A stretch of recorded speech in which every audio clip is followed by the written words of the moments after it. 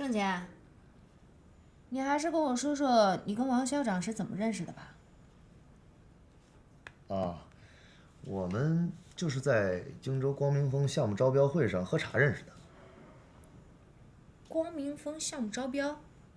对啊，那时候他喊我郑喝茶，我喊他王喝茶。说说，你们是怎么在招标会上喝茶的？什么喝茶呀，就是假举牌。那个丁义珍在的时候啊，经常整这样的事儿。我们两个提包公司经常去参加，每次呢能混个万八千的喝茶钱。你的意思是说，假举牌，实际上中标的项目早就已经内定了。要不然说林科长冰雪聪明的，一点就透。哎，林科长，咱还是说说我那6000块钱的事儿吧。你还是说说你们怎么在招标会上喝茶的吧？是怎么弄虚作假的？哎，林科长，这个扫除一切害人仇是找你们过来帮我的，现在怎么变成审我了？我现在就关心我那6000块钱能不能要回来。案呢，还是要查的。不过这6000块钱恐怕是要不回来了。政府不追究你参与诈骗活动的责任，就已经算便宜你了。谁诈骗了？我可没有，我只是参与招生，诈骗的是王校长，您可别瞎扣帽子啊！爸，你真是火眼金睛，不愧是优秀的反诈机器人。曹姨夫，你不但拯救了然然，还拯救了3000块钱呢。今天这事儿啊，主要还是说明侯局长比钟主任强啊。对，爸，我一直认为你比我妈高明。我也这么认为。行了行了，别夸我了，回家吧。爸，咱们好不容易自由一次，别回家了。我们又有钱了，带我打仗去吧。打仗？对呀。好吧，郑总，今天我们就谈到这里吧。啊，对了，还要麻烦你一件事儿，麻烦你帮我准备一下你们光明峰招标会喝茶的具体情况，写一份文字材料给我，好不好？不好，我那6000块钱都没着落呢，我凭什么给你们写材料啊？你是中国公民吧？是啊。那你就有义务配合我们司法机关办案。我是中国公民吧？是。那我就有权利保护我自己的隐私。我那6000块钱都飞了，你们检察院到底办不办事，帮不帮我追啊？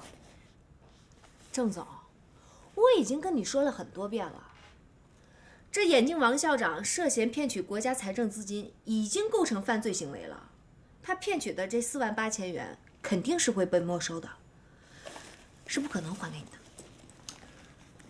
林科长，我也跟你说过多少回了，我叫什么名？叫挣钱。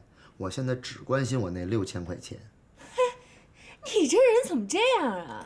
我这人就这样，好走不送。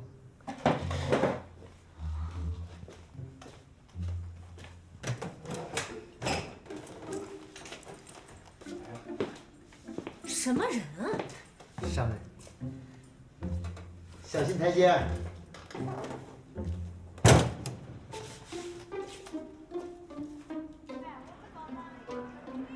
华华，华华，上车。来，华华，华华，华华，我今天啊专门借了个车带你去逛商场的。谁稀罕你接啊？别浪费了你的汽油。哎呦，接你不怕浪费汽油？这是公共场合，有什么话咱上车说。我不怕。上车说。你呀，华华。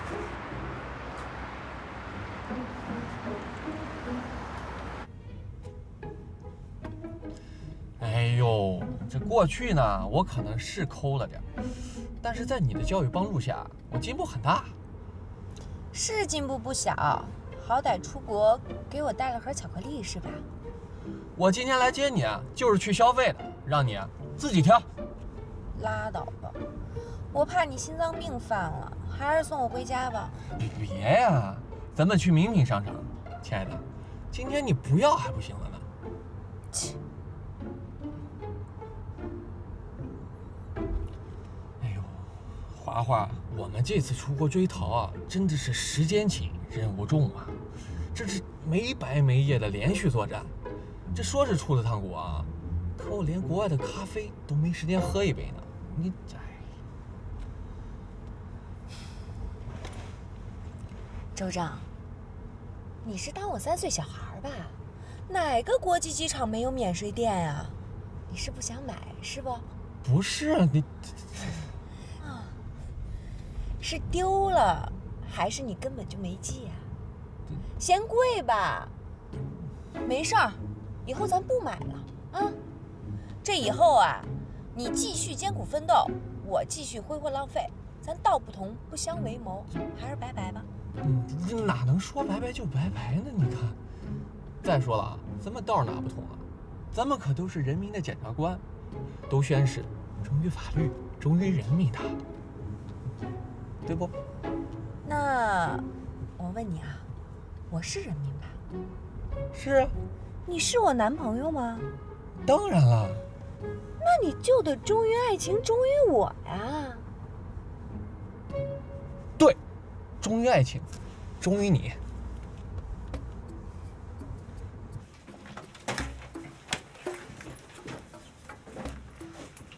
不许动！侯局长，小子，你敢在这儿对我开枪吗？堂堂反贪局局长大人，竟看不出这是一把无声的枪吗？哎，小姨夫，我们3个人的战斗经费是600块啊。爸，这要是让我妈知道了，那又得闹地震了，天塌地陷。那剩下来的2400块怎么办呢？你要是交给钟主任呢，他肯定又要找辅导老师了。对，爸爸，要不这样，咱们3人分了，你拿大头1000，我和我姐1人700。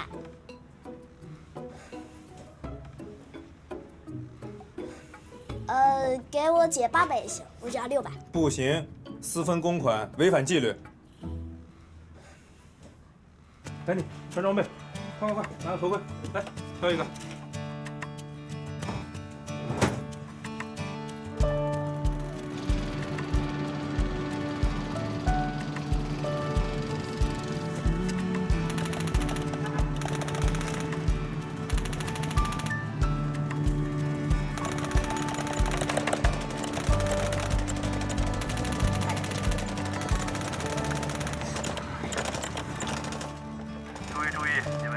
方向有敌人。2号收到，2号收到。3号收到，3号收到。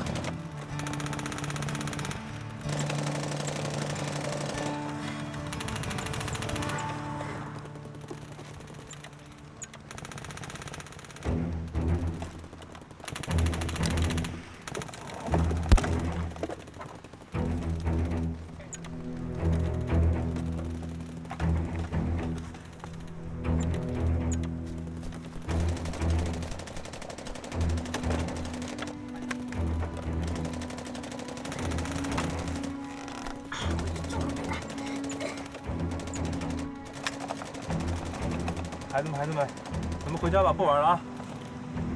妈妈，再玩一会儿呗。再不听话，下次不带你们出来玩了啊！赶紧。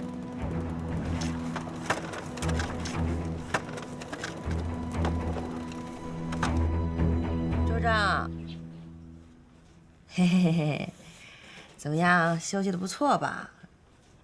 这回来这1个星期，睡爽了吧？哎，我说，是不是该起床干个活了？今天可是礼拜6啊！星期6怎么了？星期6就不工作了？哎，你又不是不知道，干了我们这行就是，干了反贪，天天加班，嘿嘿。待会看守所门口见啊！提审欧阳靖，手续我星期5就办好了。陆处长，今天你能不能把我先忘了呀？我正陪华华逛商场，给她选衣服呢。买什么买呀？我这电话一来，你是不是又省钱了？行了行了，都谢谢。陆处长，你可别开玩笑了，这个钱我可不能再省了。这回啊，我要忠于爱情。别演，演什么？正好，叫上华华一块加班。不，这可不行。喂，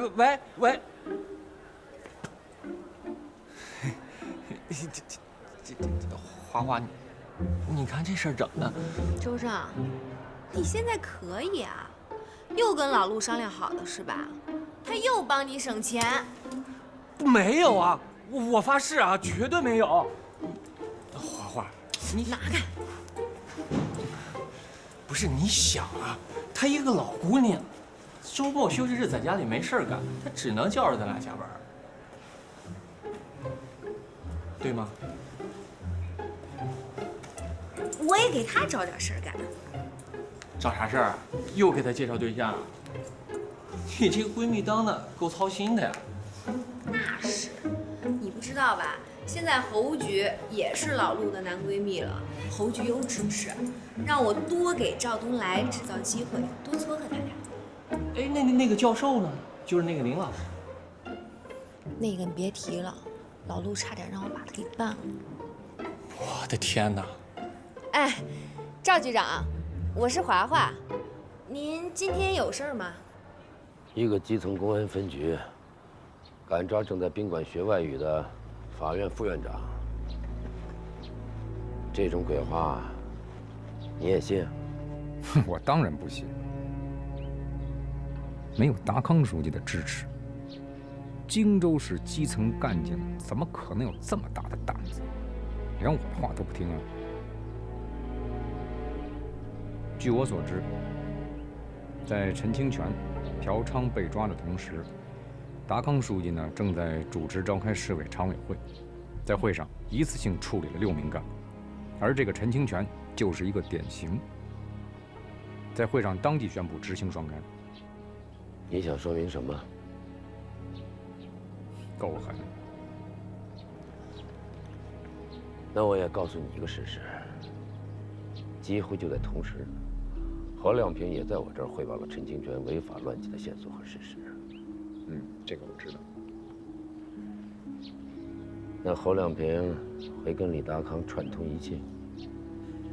这个肯定不会。但是老师有意见，祸毕竟是侯亮平闯进来的。你想，如果他不到机场去把人家老婆给抓了，人家怎么可能打这种防守反击呢？胡说八道！苍蝇不叮无缝的蛋，那陈清泉就是有缝的蛋，坏蛋、混蛋、王八蛋。我要是李达康啊，处理的比他还要重。我倒是想问你啊，你整天跟他们厮混在一起，就没发现什么问题？啊？怎么回事儿？我真的没跟他们厮混，毕竟他们也不是市里的干部。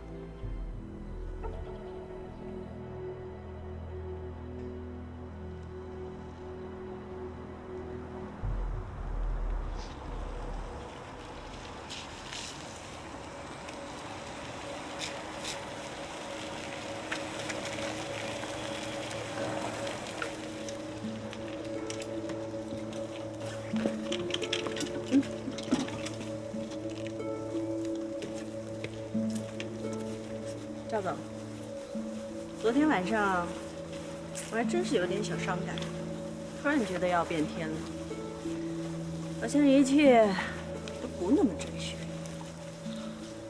你也别多想，也许就是个偶然事件。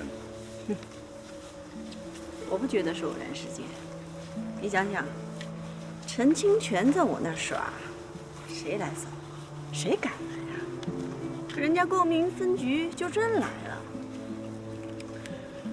那就是冲祁同伟来的，有人想杀了他的威风。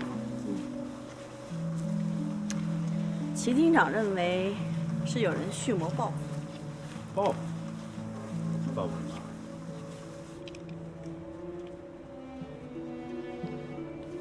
李达康的老婆被抓了，能不报复吗？这就是我们家老爷子担心的。离北京之前，他特意嘱咐，说希望双方能和平相处，能顾全大局。这时候千万不可以内斗，自乱阵脚。那2个大人物能听你的？不是听我的，是听我们家老爷子的。哎呀，说说看吧。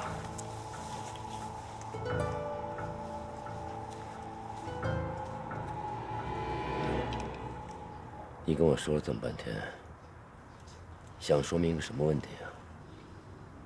真的是为陈清泉喊冤叫屈？如果真是这样的话，你就是没有党性、没有原则了。我看你个省公安厅厅长，真的该下台了。老师，你要知道，人家现在是想让我下台。别人家的，我现在在问你呢。你这么卖力的为山水集团出头，你告诉我，你跟这个山水集团有多少特殊利益啊？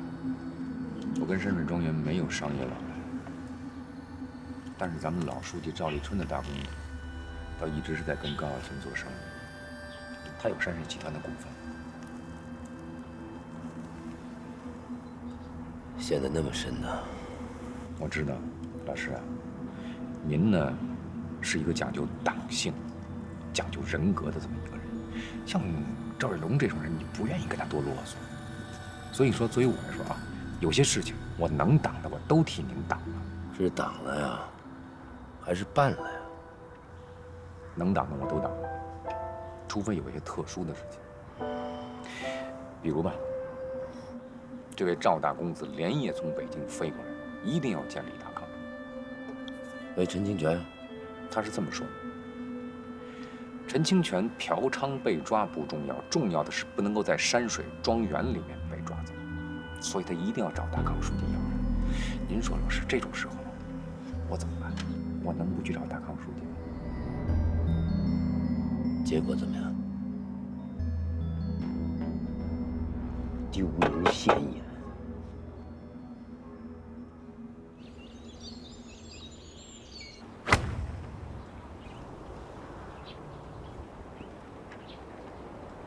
漂亮。那个高玉良对咱们的事知道多少？知道的不多，不敢让他知道啊。知道越少越好。高玉良是个老狐狸，官场滑头，他知道的事儿太多了，容易坏事。他这一年把很少过来了，也不让厅长过来。那祁同伟就听他的。那得听吧，怎么样？高书记也是厅长的老师啊。你提一下祁同伟，提防点他老师，让这老师再把他给卖了。至于吧？高书记他也就是喜欢耍个滑头。我倒是觉得李达康才是真正过分。老师，我承认我丢人现眼，但是您要知道，我这么做为的是什么？我为的是让双方休战。我建议您找大康书记聊一聊，让他没有必要做的这么剑拔弩张的。还有那个季成明，也要做一做工作，尽量呢给大康书记的前妻欧阳晶一个相对好的结果。同伟啊，你以为我能当得了季成明和检察院的家吗？尤其在这个时候，你真的以为我这个政法委书记能够一手遮天？啊，想什么呢？你太幼稚了。但是老师啊，亮平的家您总当得了吗？你以为亮平是你呀？是，我们两个人的确不是生活在一个时空里的人。我每天有那么多的破事要去妥协，要去处理。亮平倒好，整天横冲直撞的。你看他这样，反而倒是什么都没落下。所以说，老师有时候啊，人比人气死人。亮平确实跟你不一样啊，他没那么多破事儿要处理。我没办法呀。很多时候我知道有些事情不合理、不合法，但是上面指名道姓让你去办，我不能不听话。你要是不听话，那人家就可以立刻换一个听话的人来取代你的位置。等到追责的时候，承担还得需要我来。老师，适当的时候呢，约束一下亮平。官场的潜规则，他没必要装作不知道吧？我能叫醒一个睡着的人，但叫不醒一个装睡的人，你懂吗？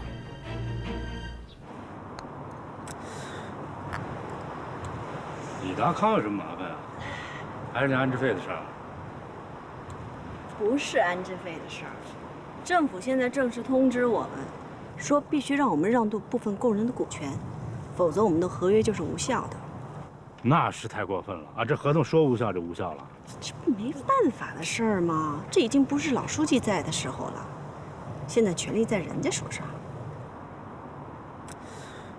这个陈清泉不在了，那我们就丧失解释法律的主动权了，不至于吧？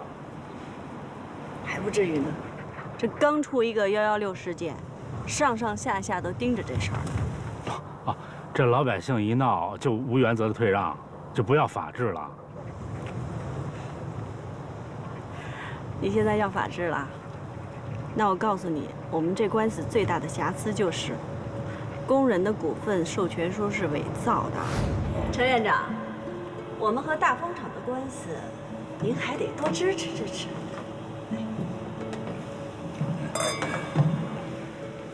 这件事情啊，挺麻烦的，真的挺麻烦。你想想，工人持股会，没有授权质押股权呢。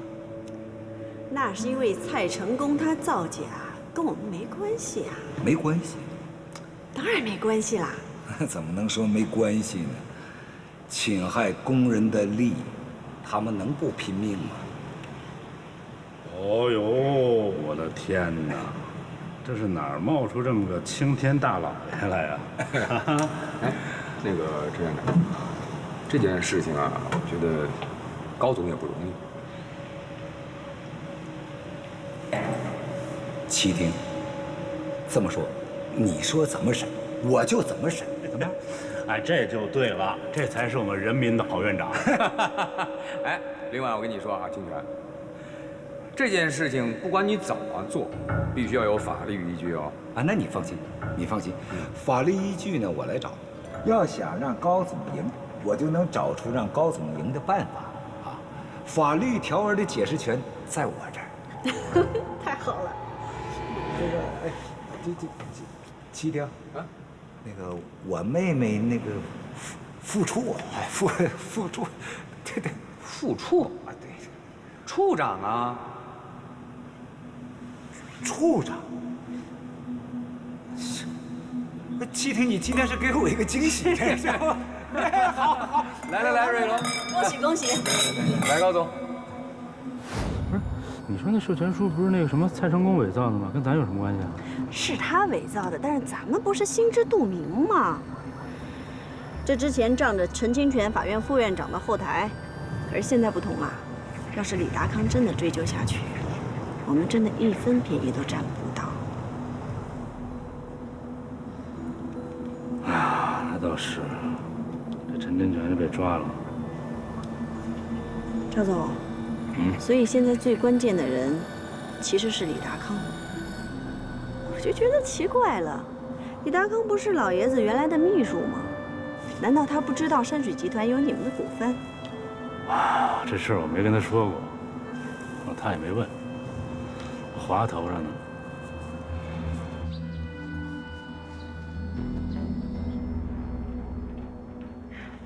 张局长，来，喝点水，喝点水。好，您别客气。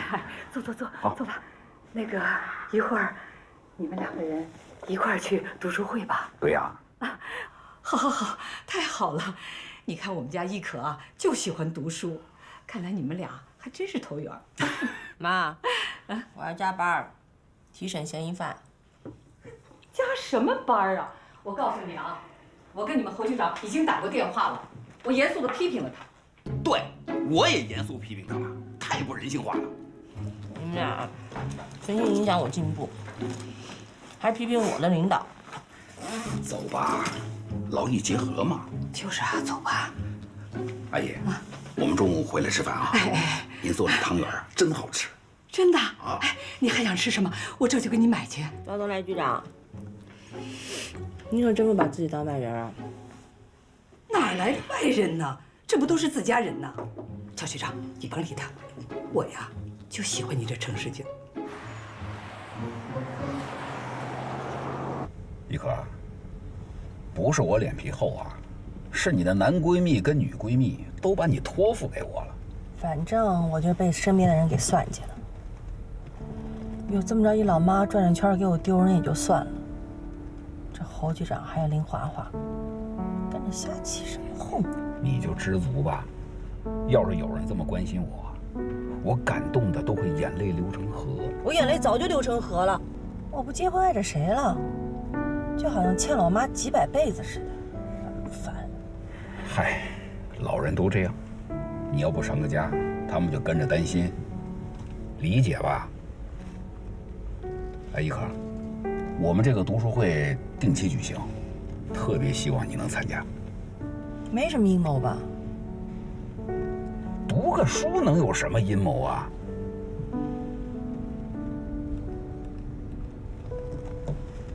我之前看了一个数据，说是中国人的读书量远低于世界水平，而且都趋于图片式、碎片式，缺乏深度。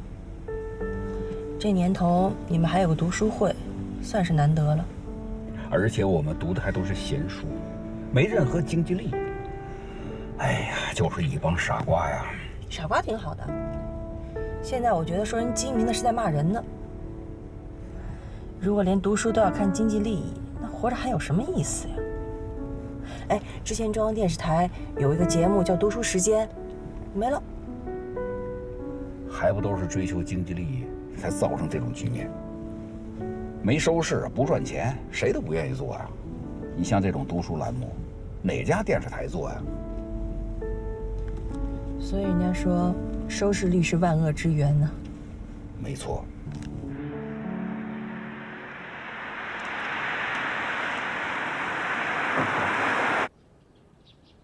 也许事情比我想象的还要复杂。老师，您没看出来吗？人家是在对权力进行重新洗牌呀。什么人家？哪个人家？尚家帮。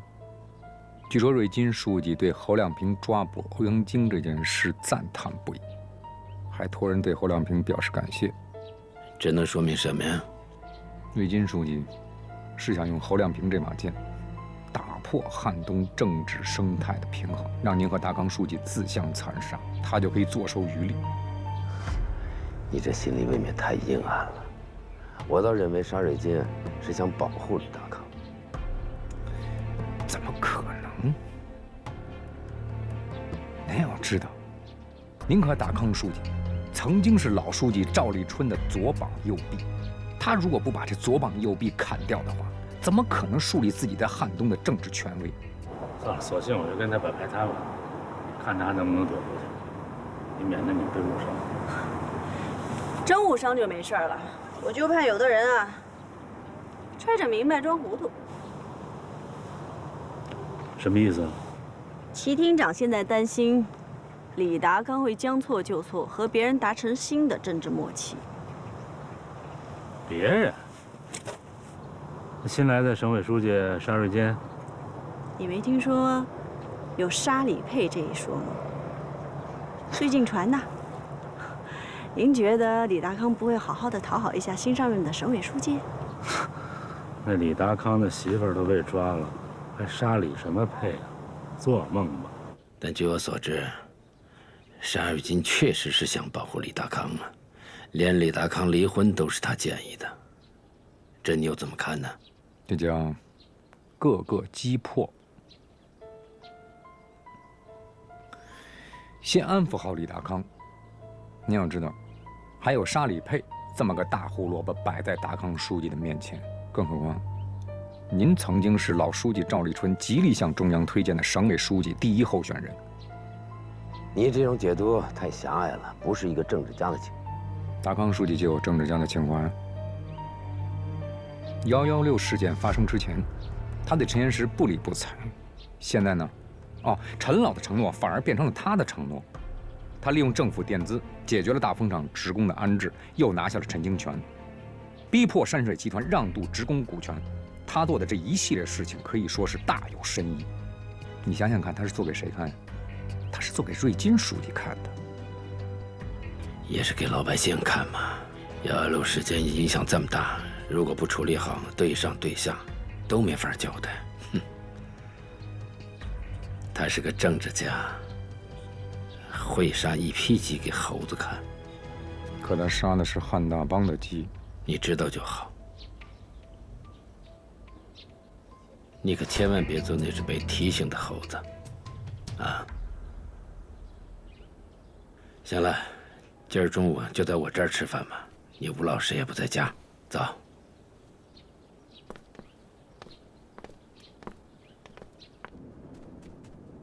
哎呀，今儿就到这儿吧。行，吃饭吧。VIP 厅已经准备好了。那倒不用，简单点就行了。待会儿还要见李达康呢，不能一身酒气。回去洗个澡，换身衣服。赵总，你怎么样也得把这个装睡的人叫醒啊，可不能轻易让他下了老书记的船。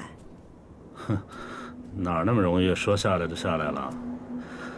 现在问题的关键啊，是新来的那个反贪局的什么局长，他什么来头啊？那么牛逼？我听齐厅长说，他也是高书记的学生，但是吧是个协同，而且这人是沙瑞金调过来的。那也就是说，他现在是沙尔金手中的剑，得赶紧把他提拔走了。荆州不允许有这么牛逼的人存在。今天那数学老师的课上的怎么样？好啊！这钟主任找的辅导老师能有错吗？你觉得呢？小姨夫不说好吗？很好啊。你看他干嘛？啊，吃饭啊！吃完饭再聊啊。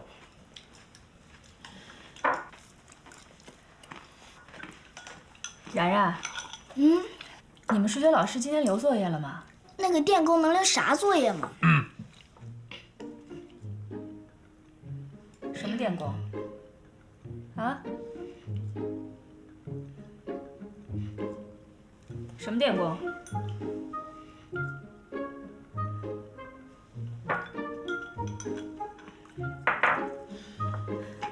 我看咱们家这出了一桩疑似腐败案啊，3000块钱的补课费没见拿回来，这课补没补就不知道了，怎么还冒出一个电工啊？啊？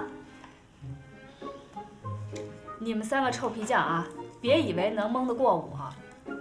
想想我是干嘛的？你们以为这么点小破案子，我能查不明白？就是，咱们家的这位诸葛亮啊，心里有数，你不说他心里也有数，就看你怎么做。不过我觉得，一个人如果连这么小的秘密都保守不了的话，长大也成不了大事，更别说做什么英雄侦查员了啊！哎，什么意思？我帮你破案，引导一下吧，啊？你是往哪儿引导呀？我看你是想引导他对抗调查。我爱着，什么也没说，只看着你在对面微笑。我爱着，只要我心里知觉，不必知晓你心里的想法。我珍惜我的秘密，也珍惜淡淡的忧伤，那不曾化作痛苦的忧伤。我发誓，我爱着放弃你，不怀抱任何希望，但不是没有幸福。只要能怀念，就足够幸福。即使不再看到对面微笑的你。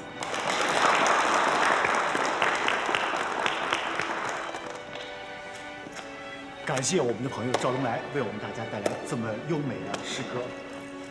现在有请看他能给我们怎么样啊？你也不夸夸我？干嘛呀？鸡皮疙瘩掉满地吧？你们这读书会还诗呢，有干的吗？嗨，平时啊，大家工作压力都挺大的，大家聚在一块儿释放一下。怎么样啊？决定加入了？加入。再怎么说，咱们也是朋友嘛，是吧？哎，那就好，那我就有近水楼台的机会。哎，赵局长，你是老在我面前演谦虚是吗？以你的条件，最低也是个钻石王老五吧？干嘛非在一个老姑娘面前低三下四的？这怎么能叫低三下四呢？这叫欣赏，也可以叫追求。尤其是你这种带刺儿的，哎，你不觉得我勇气可嘉吗？绕一圈夸自个儿呢是吗？行，你这种厚脸皮的精神可嘉可嘉。什么叫厚脸皮呀？我这叫自信。对自己喜欢的人呢，就要勇往直前的追。你到底喜欢我什么？我就喜欢你身上这股劲儿。你身上呢有一股英气。哎，我跟你说啊，一旦女人身上有这种英气的时候，就会显出一种与众不同的格局。这种格局呢，就是气度、胸怀，还有情敌，与众不同。当然了，有这种格局的女人呢，就需要有更大格局的男人来喜欢。哦，回来了。行，转一圈，反正是回来夸自个儿呢。我顺便的，我这个人总喜欢把自己给顺便一下。我可听说你把自己相亲的对象给办进去了，那你对我是不是情有独钟啊？你别逗了，千万别臭美啊！我得更正一下，我没有把我相亲的对象给办进去。啊！但是你小心，我把你给办进去。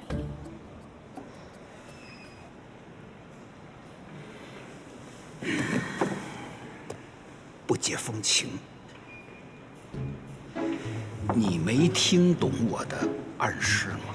听懂了，你的暗示不就是说你干干净净，没有贪腐行为吗？对嘛，你应该说，赵东来呀，你真是一身正气，两袖清风。赵东来局长啊，你是不是两袖清风？我不太肯定。袖子上都是油，该洗了，我看见了。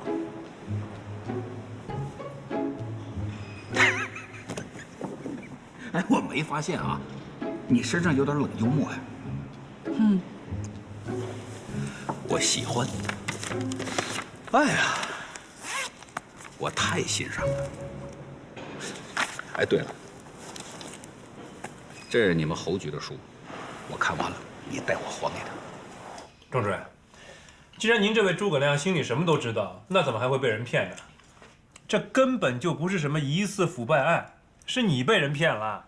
就是，请个电工辅导我数学，传出去都丢人。这不可能啊！你们弄错了吧？怎么会错呢？小姨夫还和他打了一架呢。什么打不打架的，比划比划，锻炼一下身体嘛。啊，哎，我今天还是强调一点啊，今后无论做什么，身体一定要好。你看现在送快递的，每天风里来雨里去，得跑多少路啊？身体不好能行吗？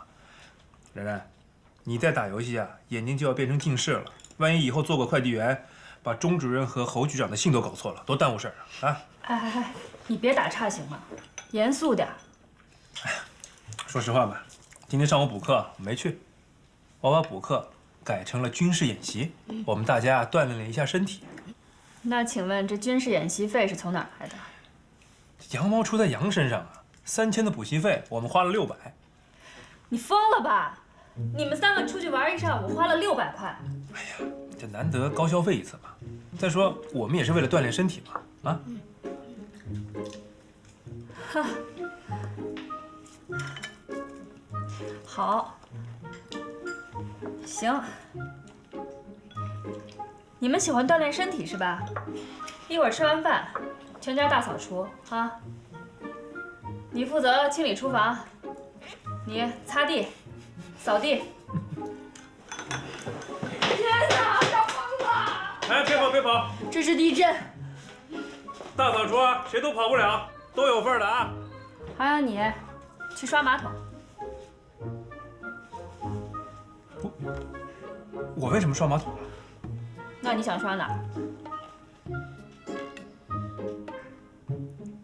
好，吃饭不聊这个了啊，吃完饭我去刷。好。我们侯局长，不会也是你们读书会的成员吧？那倒没有。不过这家伙挺有深意的。就借了本书就有深意了？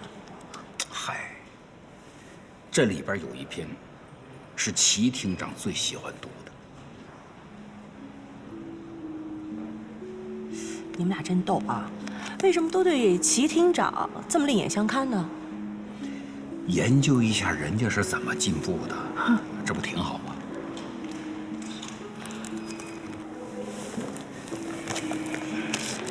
有一篇啊，就这个天局，这是你们侯局长重点做了标注的，看见没有？胜天半字，好有气魄。